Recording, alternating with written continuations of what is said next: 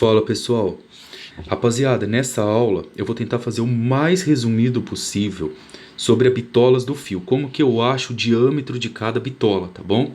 Alguns alunos estavam com dúvida, já estavam me mandando mensagem e eu pedi pro Cairo enviar para mim aqui um dos circuitos dele, tá bom? Esse circuito 3, o Cairo me disse, pelo que ele enviou na foto, que eu tenho aqui tanto iluminação quanto TUG, tá?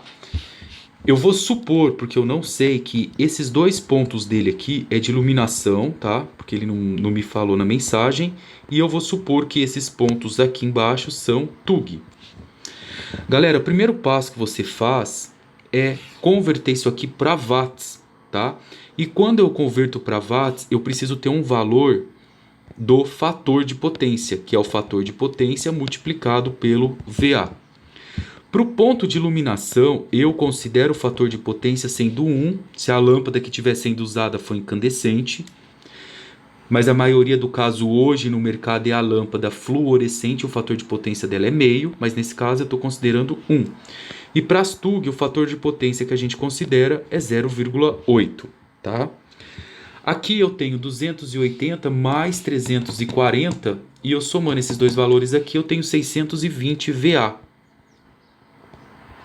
Aqui embaixo eu tenho em VA 3 TUG de 100 dá 300, mais 2 de 100, ó. Então eu tenho um total de 500 VA. Então eu vou aplicar o fator de potência primeiro aqui, ó, na iluminação. Então eu vou multiplicar isso por 1, ó. É o VA vezes o fator de potência. E aí o meu resultado sai em watts. Aqui eu tenho 620 watts. Aqui o fator de potência eu vou multiplicar por 0,80, pego 500 aqui, multiplico por 0,8, dá 400. E aí o fator de potência sai em watts. Tá bom? Muito bem. Então aqui eu tenho um total agora de 620 mais os 400. Então eu tenho um total aqui de, vamos colocar aqui, 1020 watts. Agora vamos descobrir aqui, pessoal, que fio que eu vou usar. Sendo mais direto com vocês e pulando alguns passos do que está lá na videoaula, vocês vão fazer o seguinte. A primeira coisa é olhar na tabela. 1020 watts eu preciso do valor dessa corrente aqui, ó. Para eu descobrir o valor da corrente, eu uso essa fórmula, ó, do PUI. Eu tenho uma potência de 1020. Tudo isso daqui está ligado num 127 e eu vou descobrir a corrente. Fazendo 1020 aqui dividido por 127, eu tenho aqui uma corrente de 8,03 ampere. Então, quando eu descubro o valor dessa corrente, a primeira coisa que eu faço é ir nessa tabela que eu coloquei para vocês, ó. Tá? Essa tabela está mais resumida do que a da aula lá, tá? Porque para residência você sempre vai vir aqui, ó, no B1 e no 2, sempre, tá? Na nossa tabela eu tenho A1, A2, A3, B1, B2, B3, aqui é resumido. E aí você quer procurar um fio que suporte uma corrente de 8,3 ampere. Vem aqui e procura um número maior do que 8,3. Então poderia ser esse aqui, ó, um fio de meio. Mas a norma diz o seguinte, pessoal.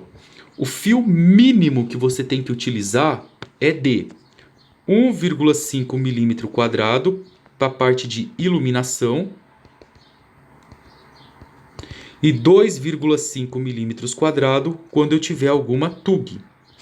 Como esse circuito dele é misto, tá? É um fio que vai ser usado tanto para TUG quanto para iluminação. Eu sei então que o mínimo aqui tem que ser 2,5. Eu tenho que pegar a pior condição de todas, ó. Tá? Então, eu vou vir aqui, ó, no 2,5. E eu sei que o meu 2,5 suporta no máximo 24 ampere. Tá? Então, 2,5 milímetros quadrado. E vou suportar no máximo aqui 24 ampere. Só que esse fio, moçada, quando ele sai do quadro aqui, ó, desse quadro, que era aqui a dúvida de vocês, do quadro parcial, ele tem alguns eletrodutos passando por ele aqui, ó. 2, 3, 4. Então eu vou simular aqui algumas situações desses eletrodutos aqui para vocês entenderem. Suponha que nesse eletroduto primeiro está passando aqui um fase, um neutro, um terra, para o circuito 1, 3, 5 e 7. Suponha que nesse outro aqui, ó, tá passando um fase, um neutro e um terra para o circuito 2, 3, 8, 7 e 9, tá? Nesse daqui, tá passando um fase, um neutro e um terra para o circuito 1 e 5 e 7. E eu vou simular aqui um fase, um neutro e um terra para o circuito 1, 3 e 2, tá? Inventei alguns valores. O que o Cairo pediu para eu calcular foi o valor do circuito 3, certo? O que eu faço? Eu vou procurar aqui qual a pior condição que o circuito 3 acontece. Nesse caso aqui, ó, o circuito 3 está aparecendo juntamente com mais 3 parceiros, tá vendo? Ó, que é o 1, o 5 e o 7. Então ele tem um total aqui de 4 circuitos que passam dentro desse eletroduto. Aonde mais eu tenho o circuito 3? Aqui, ó.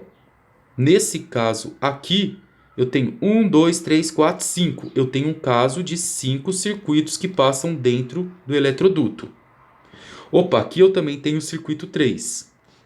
Então aqui eu tenho um caso de 3 circuitos que passam dentro desse eletroduto. Então, como eu estou dimensionando o circuito 3, eu vou olhar todos os eletrodutos que têm circuito 3 e vou ver qual a pior situação. Nesse caso aqui, pessoal, a pior situação é o 5. Ó, 1, 2, 3, 4, 5. É ele estar junto dentro de um tubo com outros 4 circuitos, totalizando um total de 5 circuitos, tá? Então a pior situação aqui, ó, é quando ele passa junto com 5 circuitos. Isso faz, pessoal, com que um fio de 2,5 deixe de ter, nesse momento, uma capacidade de 24 amperes. Isso aqui não existe mais, ó. Ele já não vai mais conseguir suportar 24 amperes, porque eu preciso vir nessa tabela aqui, ó,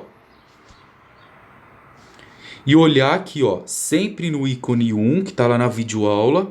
Como a pior situação são 5, eu tenho que multiplicar ele por 0,6. Então, os 24 amperes agora, eu multiplico por 0,60. Isso aqui vai dar como resultado 14,4 amperes. Conclusão. Um fio de 2,5 milímetro, pessoal, ele suporta uma corrente até 24 amperes se ele estiver sozinho. Se ele estiver dentro de um tubo, junto com outros 4 ou 5 circuitos, ele passa a suportar agora 14,4 amperes. Mas está ótimo ainda 14,4, porque esse número que ele suporta ainda é maior do que os 8,03 amperes, tá? Então, conclusão, pro circuito 3, eu vou continuar usando bitolas de 2,5 e ela vai suportar no máximo aqui, ó, 14,4 amperes, por causa do fator de agrupamento, que por sua vez ainda é maior do que a corrente que realmente eu preciso, que é de 8,3.